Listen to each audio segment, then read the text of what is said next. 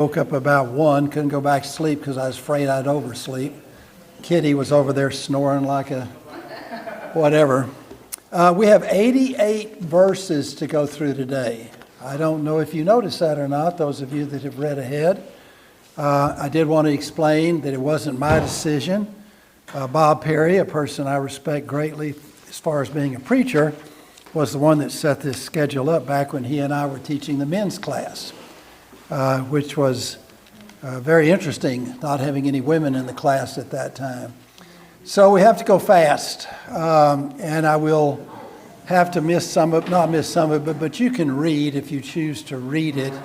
But there's no way in the world I'm going to be able to get through the whole thing if I don't do it quickly.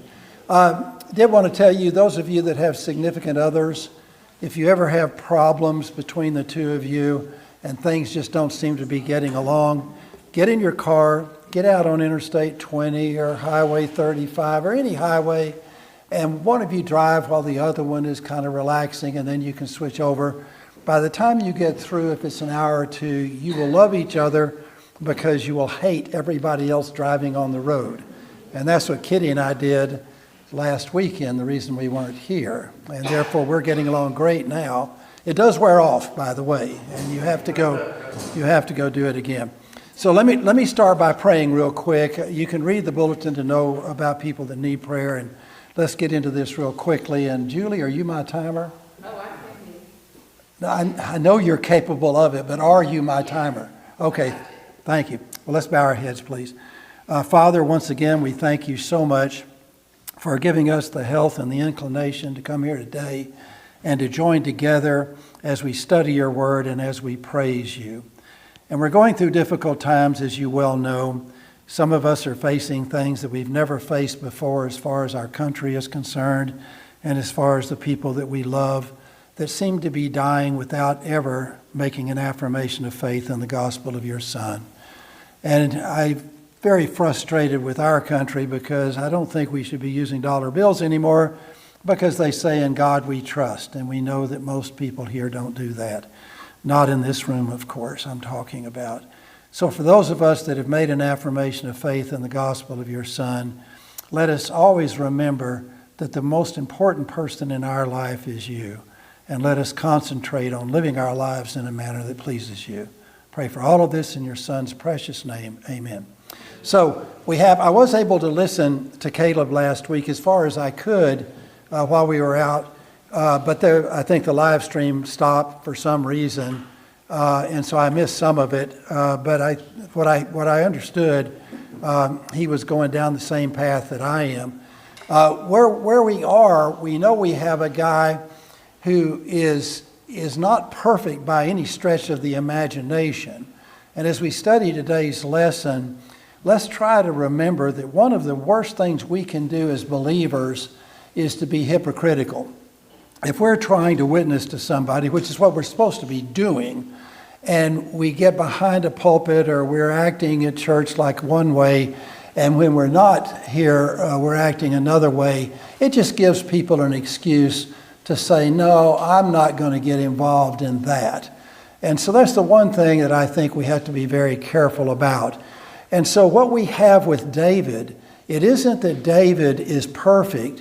He's sinful just like we are. He is chosen by God. We know that he is the second king of Israel. Not yet. He's still, because he got so discouraged because of Saul and Saul's 3,000 men chasing him. He got so discouraged, he went over to the Philistines, the sworn enemy, and was even ready to come back with the Philistines and to fight Israel, which God prevented that, thank goodness. And so we still have him not back in the chosen land yet. He's still with his men. He's still over in the Philistine area. And so we start today's lesson with 2 Samuel chapter 2. And so I'm going to read parts of it and I'm going to skip part of it, but try to summarize them for us to have a chance to get through this thing. So if we're in 2 Samuel chapter 2, verse 1. Then it came about afterwards that David inquired of the Lord, saying, "Shall I go up to one of the cities in Judah?"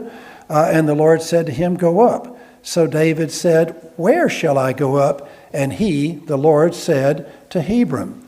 So you've got here, when it talks about David, it came about afterwards, we're talking about the fact that David and his men had gone after the Amalekites and had just destroyed them because they had, if you remember this, they had kidnapped all of their wives and all of their kids and taken all of their possession.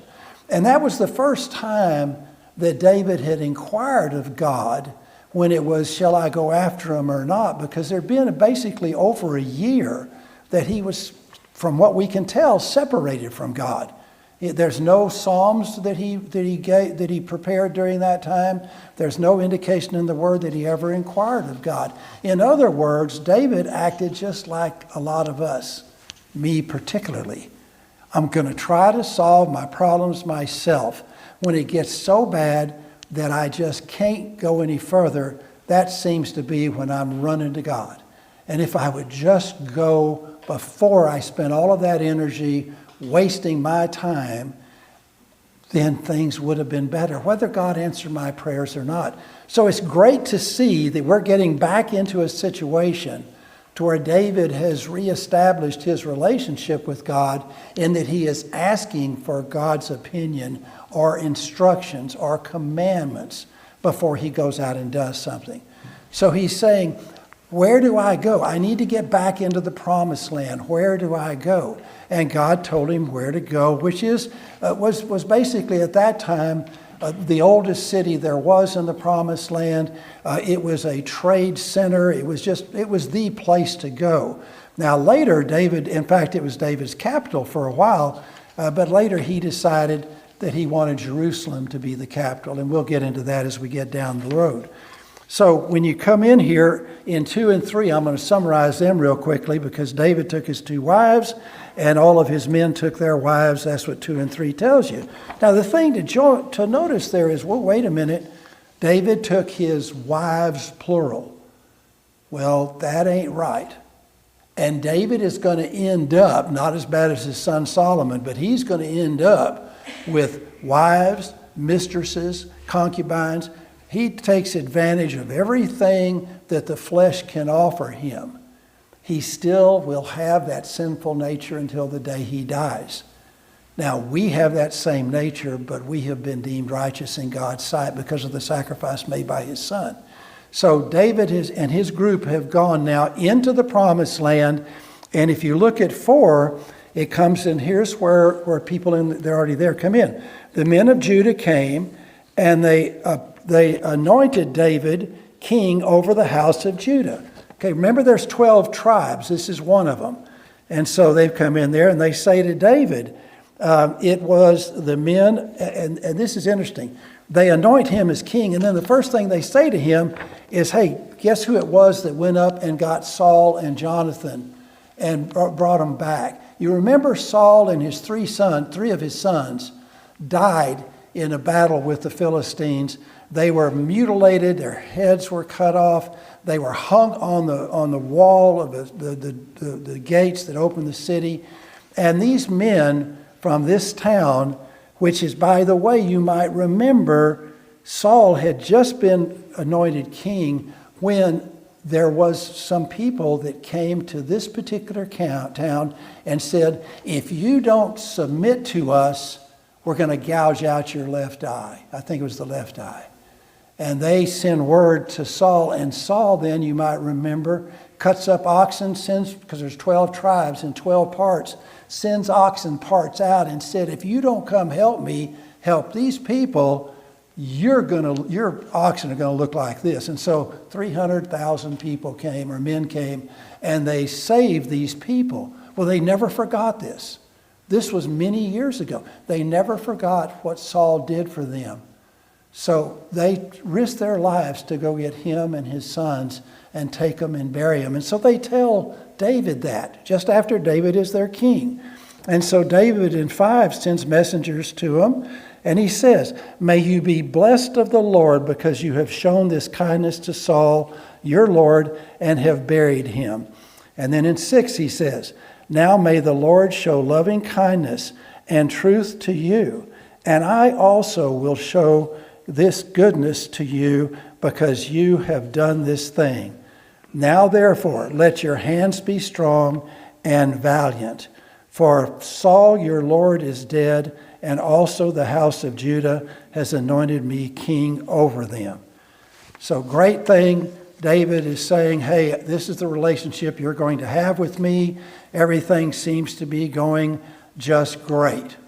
Now, remember, David was anointed when he was around 12 to 15 years old by Samuel. He has not become king yet until just now.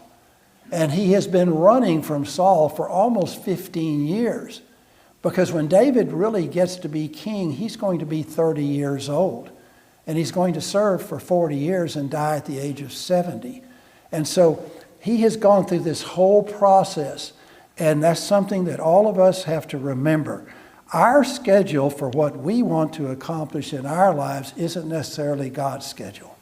And we need to recognize that. And I'm one of the worst. I want things done now. I think it should be done this way. I want it done. And God very often will say, no, that isn't the way it's going to work out. Well, when you get to 8, what you're going to find out is that when Saul was killed, and there were 3 of his sons with him, the commander of his army, a guy in 8 named Abner. Now, he takes one of Saul's sons that wasn't killed. And this guy was 40 years old at this time. And we're going to find out he's pretty much a weenie, really and truly. So the commander of Saul's army says, you're the king, even though he didn't necessarily want to be king. And when he had a chance not to be king, he wanted to get out of it. But Abner says, no, you're going to be king. And one reason for that is pretty clear, and that is that Abner knew he could control him. And we'll see how he did that when he creates a intimate act with one of the concubines of Saul, which we'll get into in a minute. So what's happening is, at this particular point in time, we've got 2 kings over God's chosen people. We have David, which is king of Judah, and then we have this other guy who I can't pronounce his name half the time, 3/4 of the time. He's king of everybody else. He's king of all the northern tribes, and we've got David as king of the southern tribe. And so you'd say, well, that's not what God said. God said, he didn't say you're going to be king just of Judah. He said you're going to be king over all of Israel. So why not? What's going on? Well, what's going on is David has more time that God is forcing him to sit back and to understand what it means really to be king of all of Israel. And so you get into this in verse 11. Yeah, 11. David was the king of Hebron over the house of Judah for 7 years and 6 months. Now, that's the total period of time, but we're just starting. And when you get to 12, what happens is you've got Abner. Now, remember, he's the commander of Saul's army. And you got a guy in 13 named Joab, and he is the commander in David's army. And so these 2 guys get together, and they have an idea that instead of Israel fighting with Judah, the armies, let's just get 12 of our best men from each of our armies, and let's let them fight it out. Not a bad idea. Sounds like somebody named Goliath had that same idea at one time. And David was the only person from Saul's army that would come forward. And so that's what they decide to do. And so what happens is you get into the next couple of verses is you got 12 men from this army, 12 men from this army. They go to the middle, they grab each other, and then each one in the same instant takes his sword and spears the other guy, sticks the other guy. And they all die at the same time. Plan didn't work out. Didn't work out at all. So then what do you think happens? Well, what happens is then the armies fight. And we get into in 17 that day the battle between the 2 armies was very severe, and Abner and the men of Israel were beaten before the servants of David. So David's army, even though at that time it wasn't as big as the army of the Israel people, they're beating them. They're beating them bad. So then what happens is, and gets weird, is that you've got actually with Job, I shouldn't call him Job, but anyway, Joab, he's the commander of David's army. He's got two brothers, and they're all in this fight and everything, and one of them is really fast, and he sees Ahab, Ahab, he sees him running. And so from 18 through 22, you've got this one brother of Joab running after Ahab, trying to catch him, going to kill him. And Ahab turns around to him and says, "Hey, quit running after me." And the guy says, "No, I'm coming. I'm going to get you. I'm fast, fast, fast." And then what happens is he catches him, and guess what happens? Ahab kills him. And so he kills him, if I can turn my page, in, I want to be careful, it's in 23. This brother of Joab, refuses to turn around. Abner then struck him in the belly with the butt end of his spear, not the sharp end, the butt end of his spear, so that the spear came out his back. A little grossness here, but I guess the writer felt it was important. And he fell there, he died on the spot. Well, if you look at 24, here comes the other two brothers, Joab and this other guy, and they've been also chasing after Abner, and the sun is going down. And what's happening now is they've got both armies kind of facing each other, Benjamites particularly, which were Saul's tribe, they're facing. And so what happens in 26, Abner calls to Joab and says, "Shall the sword devour forever?" In other words, are we just going to keep killing each other? And you do not know do you not know that it will be bitter in the end? How long will you refrain from telling the people to turn back from following their brothers? So he's conciliatory here. He's saying, wait a minute, let's talk about this. 27, Joab says, "As God lives," ooh, got a pretty good oath here, "as God lives, if you had not spoken, Israel, then the people would have gone away in the morning, each one following his brother." In other words, I'm willing to talk now. In 28, Joab blew a trumpet. The people halted and pursued Israel no longer, nor did they continue to fight anymore. So the battle is over. And so then, I'm not going to read 29 and 30 because they're basically going away.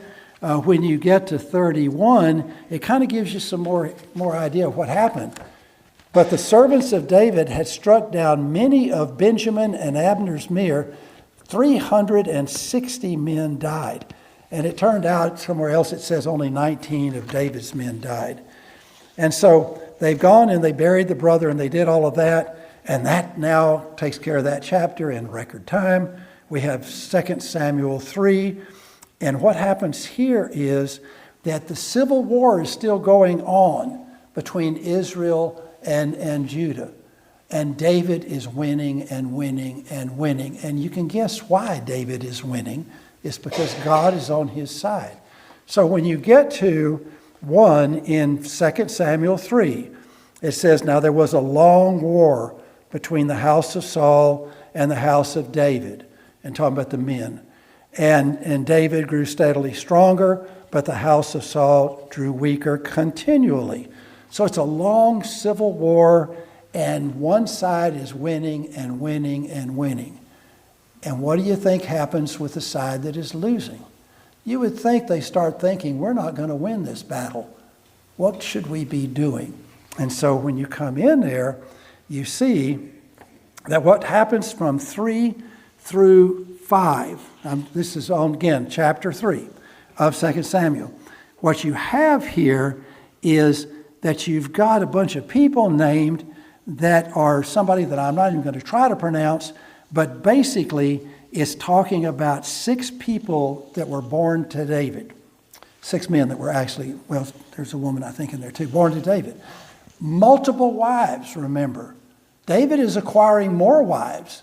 He's actually doing just what God doesn't want done any more than he wants any one of us to have another spouse. And I guarantee you, most of you in here, and I know I can speak personally for my spouse, would say, partner, if I'm ever out of this trap, I'm not getting in it again. David wasn't that way. He's the king. He doesn't care what women say. I'm going to get me as many as I want. And we know what happens with one called Bathsheba, which is down the road.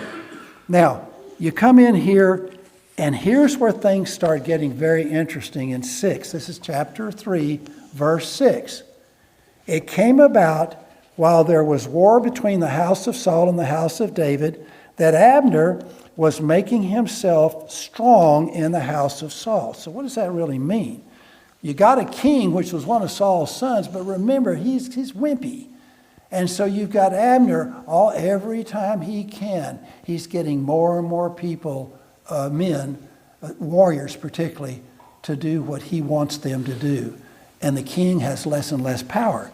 And so then you get into a verbal fight, between Saul and the king when you get to 7. Not Saul, Abner. Number 7, Saul had a concubine. Her name was Rizpah. She was the daughter of Allah.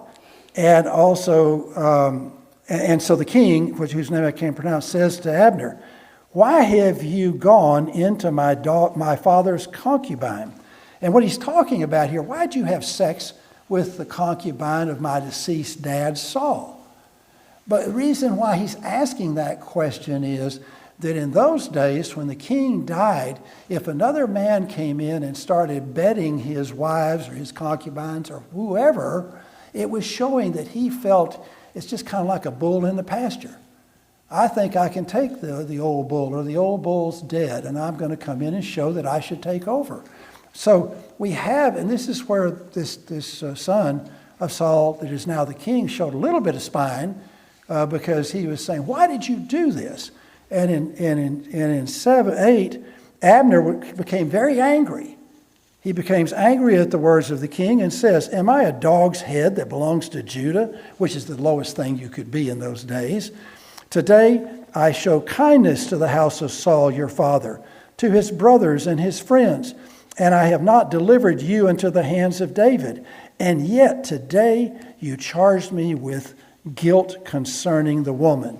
Now, we really don't know if he did what the king said he did, but the odds are, he probably did.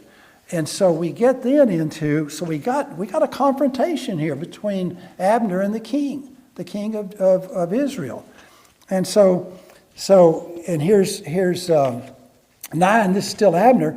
"May God do so to Abner and more also, if as the Lord has sworn to David, I do not accomplish this for him." Now wait a minute, him, David. He's talking about David now. In 10, "to transfer the kingdom from the house of Saul and to establish the throne of David over Israel and over Judah, from Dan to Beersheba." So you suddenly have Abner here, because of his argument, probably was the last straw, with the king of Israel, saying, "I think I know what I'm going to do now. I'm going to go to David, and I'm going to give David Israel." Do I have the power to do that? Apparently he did. Because as we get further into it, we come in 11, and the king could no longer answer Abner a word because he was afraid of him. Okay, so we know where everybody stands in Israel. And then Abner sent messages to David and saying, "Whose is the land?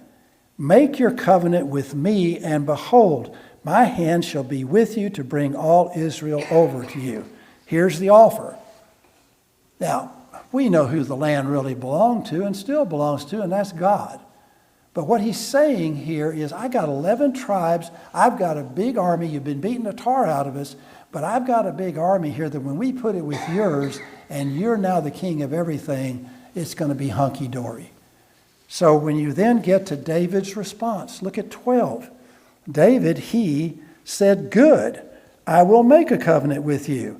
He didn't ask God, did he? No, he didn't inquire of God. He just says, "Good, I will make a covenant with you, but I demand one thing, which makes no sense whatsoever, which is namely, you shall not see my face, don't come here, unless you first bring Michal. Who's Michal? Michal is Saul's daughter. So what relationship did she have with David? She was his first wife. She was the legitimate wife, the very first. Saul, when David got crosswise with Saul, gave her away. So why would David want her back? Does he love her? We'd like to think that he does. But also, she carries some legitimacy that none of the other women do, because she is the first and possibly would have been the only if they hadn't really got into all of these battles. So she says, I want Michal. Well, all of the rest of the verses are basically, not all the rest of them, but as you go through at least to, let me see, I want to be careful here. If you go through 19, up to 19, what you're going to find out is that Abner says, okay, great. Well, what does the king say? I don't quite know about this. And what does the husband say? Michal's got a husband. He's tore up. He's following her while they're taking her away until Abner tells him, you better back off, buddy. And so when you get to 20, you have, then Abner and 20 men with him came to David at Hebron, and David made a feast for Abner and the men who were with him. Okay, so now, and they brought her with him. And Abner says to David, let me arise and this is in 21, and gather Israel to my lord, the king, that they may make a covenant with you, that you may be king over all that your soul desires. David sends Abner away, and he goes in peace. Now, we're getting about halfway through here. Julie, where are we? You've got about 17 more minutes. It's going to be tough. Okay, thank you, ma'am. So, I was trying to figure before what to cut out, and it's so hard to cut anything out. So let me see. Okay, yeah, 23. When Joab and the army who was with him arrived, they told Joab, saying, Abner, the son of that's the dad, came to the king, and he sent him away, and he has gone in peace. Now remember, Joab is the commander of David's army. He's been off taking care of business. Somebody can't wait to tell him the minute he comes back in town, you'll never guess who was here. Your enemy Abner was here, and he is bringing all of Israel to David. So he and David are big buds now. Well, how do you think Joab felt about that? So in 24, then Joab came to the king, this is David, and he said, what have you done? Behold, Abner came to you. Why then have you sent him away, and he is already gone? In other words, we should have killed him. But what have you done? And so you come in and says, in 25, he says, you knew Abner, that he came to deceive you. He didn't come to bring an army for you. He came to deceive you and to learn of your going out and coming in and to find out all that you are doing. So that doesn't go over very well with David. There's nothing that specifically says that. But when you get to the next verse, you're going to find that Joab took matters into his own hand. So in 26, when Joab came out from David, he sent messengers to Abner. Okay, one commander to the other. And they brought Abner back, but David did not know of it. So Joab has taken stuff in his own hand. When Abner returned to Hebron, Joab took him aside into the middle of the gate to speak with him privately. Hey, let's let bygones be bygones. And then he struck him in the belly. They always want to strike him in the belly.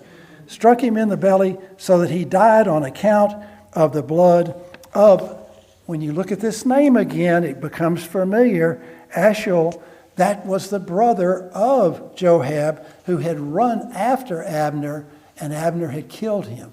So Joab now, we've got a blood war that is going on, and Joab has just killed Abner. So now, how's David going to react to this?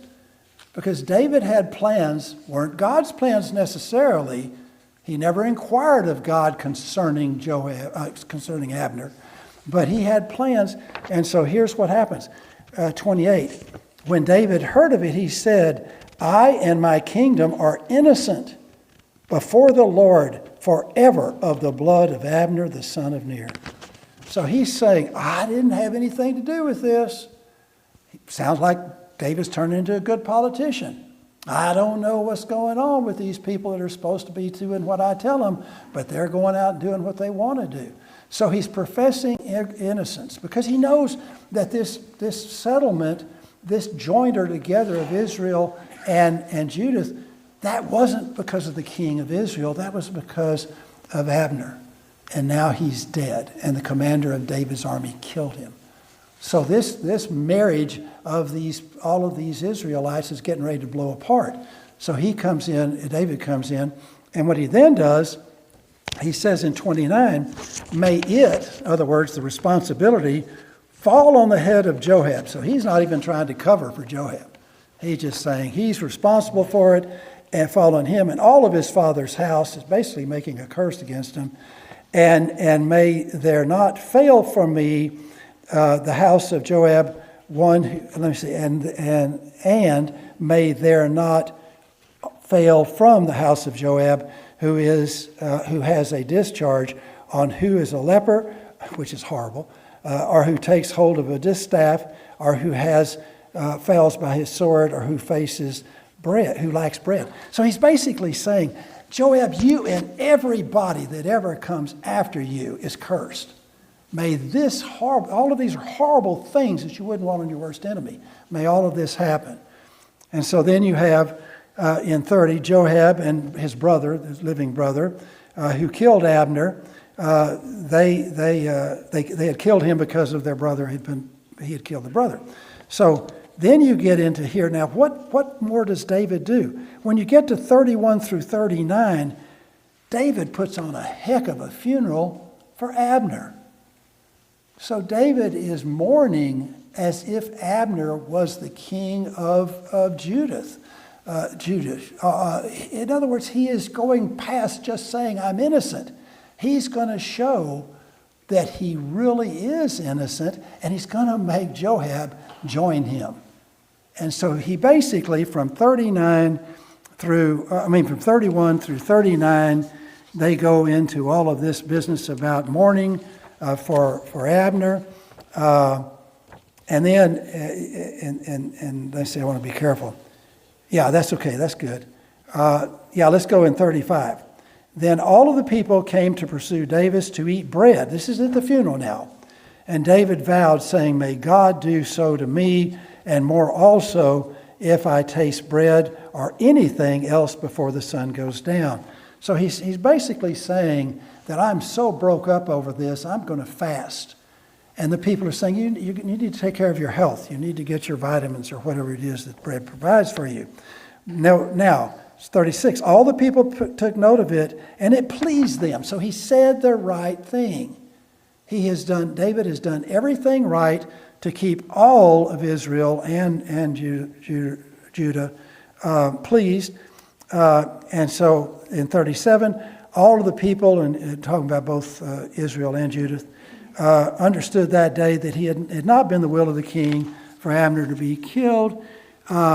Then he gets into, and we're still getting closer and closer, he says to the servants, do you know that a prince and a great man has fallen this day in Israel?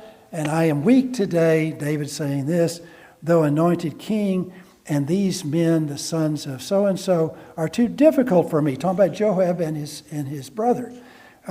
May the Lord pay the evildoer according to his evil. And again, that's Joab. So David has completely washed his hands of Joab and his brother. Now then you get into the king of Israel. He's back, just sitting around, enjoying life. Abner's gone. He still has people in Israel that he has some sort of control over, Benjamites particularly. And so he's back there, and he's lost courage in number 1. This is in chapter 4. He's lost courage. Israel was disturbed. His people were disturbed. And then Saul's son, this is the king's son. They had two commanders, it names them. And guess what they're going to do? And if you get over to, I want to point this out forward. This seems to have nothing whatsoever to do with this line of reasoning. Because in 4 it says, Jonathan's son, Saul's son, had a son crippled in his feet. He was 5 years old. This is verse 4 of chapter 4. When the report of Saul and Jonathan, his dad, came from Jeriel, and his nurse took him, and as she was running to flee, she fell. Now, what has that got to do with anything that has just gone on? Because if you look at 3, you look at 5, these two guys, commanders in the Israel army, that they go to the king's house. He was taking a nap. In 6, they come to the middle of the house. They struck him in the, guess where, belly, and they ran away. Now, 7 follows that, which is a little confusing because it says, now when they came into the house, he was lying on his bed in the bedroom. They struck him and killed him and beheaded him. A little bit more detail than in the previous verse. Then they take his head, they travel all night. And where are they going? If you look at 8, they brought the head to David. So back in those days, you might remember when David killed Goliath. He cut Goliath's head off and carried it around with him for a few weeks. No cameras took pictures of dead bodies back in those days. You had to have some way to convince that you killed somebody. Now, that's the way they apparently did it. And so it was accepted. So when they come to David, he's not upset about it in this verse 8. They come to David and they say, behold, here's the head, your enemy who sought your life. So they're saying to David, and this gets almost like politicians, they threatened to kill me, therefore I'm going to go do this. He never said that. We never saw where the king of Israel said anything about killing the king of Judah. And then they say, thus the Lord has given my Lord the king, talking about David the king, vengeance this day on Saul and his descendants. Well, you might remember when David was first told about Saul and Jonathan and Saul's other 2 sons being killed, what did he do to the messenger? Because the messenger said, Saul wasn't dead when I came on him. He begged me to kill him, and I killed him. David then had the messenger killed, saying, you don't kill the anointed one. So that's where he does the same thing, or has the same thing done to these 2 guys. So you now have Israel without a king. You've got Judah with a king, and what's going to happen now? And it says, David said in 11, how much more when wicked men have killed a righteous man in his own house, in his bed, shall I not now require his blood from your hand, talking about the guys that killed him, and not destroy you from the earth? And then in 12, he tells them to do it, but then he has them cut off. These 2 guys that killed the king of Israel, he has them cut off their feet and also their hands and hang them up. We're talking about a horror story here. If this was a movie, I would never watch it because I'd be too scared. So we're now getting to the very end, and I apologize for rushing as much as I did, but this is important. We had to get to this. And this is chapter 5, and we've only got 5 verses. In 5 minutes. Thank you so much. I appreciate you putting that pressure on me. So, a minute per verse. You going to count it down for me, Julie? Thank you. Thank you. I appreciate that. All right. We're in chapter 5, verse 1. Then all the tribes of Israel came to David at Hebron and said, behold, we are your bone and your flesh. We are you. You are us. We are brothers. And therefore, we're talking about all of Israel in number 2. Previously, when Saul was king over us, you were the one who led Israel in and out. And the Lord said to you, you will shepherd my people Israel, and you will be a ruler over Israel. So the people of Israel are reminding David that he benefited them even when Saul was the king. And you remember, David was a great warrior. David did a bunch of good things. And they're saying, hey, you were the king. And so in 3. So all the elders of Israel came to the king at Hebron, and King David made a covenant with them before the Lord at Hebron. And they anointed David king over Israel. So now we have David. He's been king over Judah, and now he's king over all of the rest of them. And it tells us here that in 4, he was 30 years old when he became king, and he reigned for 40 years. And then number 5, at Hebron he reigned over Judah 7 years and 6 months, and in Jerusalem, again, he changed the capital to Jerusalem. And it's a very interesting story, and we're going to get into that pretty quickly here. He reigned for 33 years over all of Israel and Judah. And so it's telling us now what God said was going to happen has finally happened. And David is the king over all of the chosen people. They're now one group, a formidable group, and we're going to find out that David does a lot of things right, but he does a lot of things wrong too. And the thing to walk away from a lesson like this is that you can be a man or a woman after God's own heart, but it doesn't mean that you don't have a sinful nature. We have it, and we fight it, that battle with Satan each and every day. Draw closer to God in the time he leaves you or me, and as you get older, you'll think more and more about this. Draw closer to God, studying his word, praying to him. Do not rely on human beings, particularly politicians, to solve your problems. It isn't going to happen. And we've got a tough time here. Everybody's wondering what's going to happen with our country and our world. And I can tell you one thing. When Kitty and I went down on our trip to Florida, we took my truck, and I was buying diesel at $3.09 a gallon. And we came back, it was $4.50-something cents a gallon. And that was overnight. So we are suffering for what's going on. And I'm not saying it shouldn't be going on.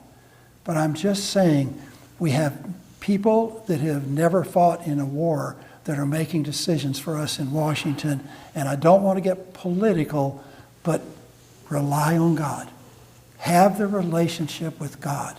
That's the only thing that is going to save us psychologically in our difficult times.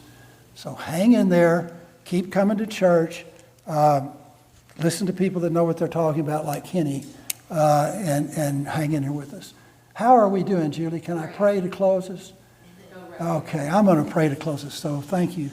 Thank you for being attentive. Again, I'm sorry for having to hurry through it. Father, I can't express the way I really feel about these people. Some I know well, some I barely know at all. But the thing I do know, if they've made a profession of faith in the gospel of your Son, then they are my brothers and sisters. And I love them as my brothers and sisters. And I pray that you make their life as easy as you can and help all of us to live in a manner that is pleasing to you. Help all of us to understand that you are our rock. You are where we can go no matter what is happening to us. And you will always treat us fairly. I pray for Kenny as he preaches this next hour. I pray that the message that he delivers to us will motivate us to study your word more than we do now, to pray more than we do now, and to witness more than we do now. And I pray for all of this in your Son's precious name. Amen. Thank you again. I appreciate it.